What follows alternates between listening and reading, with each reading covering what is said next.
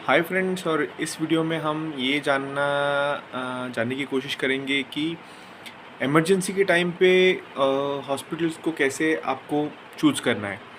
Emergency मतलब आप कहीं ट्रैवल कर रहे हो, आपका अचानक से एक्सीडेंट हो जाता है। तो एक्सीडेंट होने के बाद कभी-कभार क्या होता है कि most of the time bony injuries और हेड इंजरीज़ मोस्ट कॉमन होती है। आपका कुछ बोन फ्रैक्चर हो जाता है, आपको हेड इंजरी हो जाती है।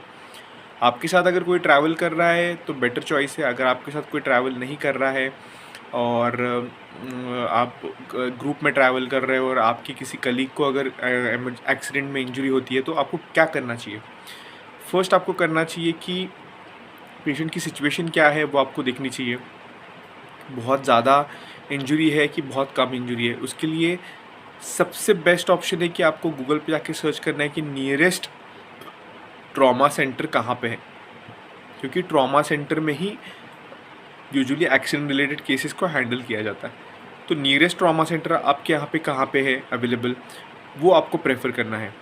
इमरजेंसी के टाइम पे आपको ये याद रखना है, अगर हेड इंजरी है, माइनर इंजरी है, ब्लीडिंग हो रहा है तो उसके ऊपर प्रेशर दे के रखना है, क्योंकि हेड इंजरी में अगर सुपरफिशियल इंजरी है और ब्लीडिंग हो रहा है तो प्रेशर की वजह से वो ब्लीडिंग रुक सकता है।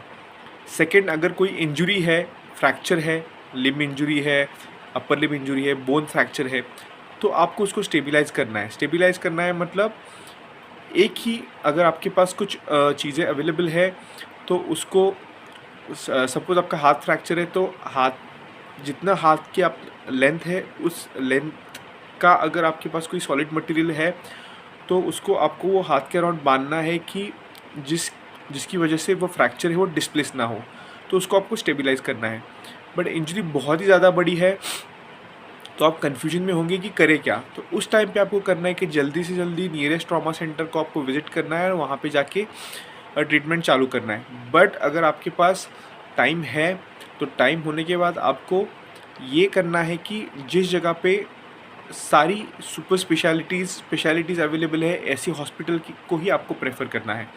आपको छोटे nursing home, small nursing home को प्रेफर नहीं करना है, क्योंकि वहाँ पे जाके इमरजेंसी और ये सारी चीज़ों को हैंडल करने के लिए जो फैसिलिटीज़ है वो मोस्ट ऑफ टाइम अवेलेबल नहीं होती है। सेकंड बेस्ट ऑप्शन है आपके लिए कि आप government hospital, nearest government hospital choose कर सकते हो, क्योंकि गवर्नमेंट हॉस्पिटल एक टर्शियरी केयर सेंटर होता है और वहाँ पे सारी ट्रॉमा रिलेटेड फैसिलिटीज़ अवेलेबल होती है। वहाँ पे कैजुअल्टी करके एक जगह होती है, इमरजेंसी एक रूम होता है जो 24/7 अवेलेबल होता है, तो आपको वहाँ पे जाके ट्रीटमेंट लेनी चाहिए। तो इमरजेंसी, एक्सीडेंट, ये सारी चीज़ों में आपको इस जगह पे जाना है। सपोज़ अगर कोई पॉइजनिंग का केस है, ये सारी चीज़ें हैं, इस हालात में भी गवर्नमेंट हॉस्पिटल सेटअप्स, आपके नियरेस्ट गवर्नमेंट हॉस्पिटल सेटअप एक बेस्ट सेटअप आपके लिए हो सकता है। तो ये चीज़ों को आपको ध्यान रखना है इमरजेंसी के टाइम पे आपको क्या करना है। नेक्स्ट वीडियो में मैं आपको ऐसी ही कुछ इन्फॉर्मेटिव चीज़ें बताऊंगा जो हॉस्पिटल रिलेटेड है, क्योंकि आजकल हॉस्पिटलाइजेशन, डिसीजेस, बहुत सारी चीज़ें बढ़ रही है। तो इसको ठीक करने के लिए, आपको डिसीजन लेने के लिए ये वीडियो हेल्प करेगी। Thank you.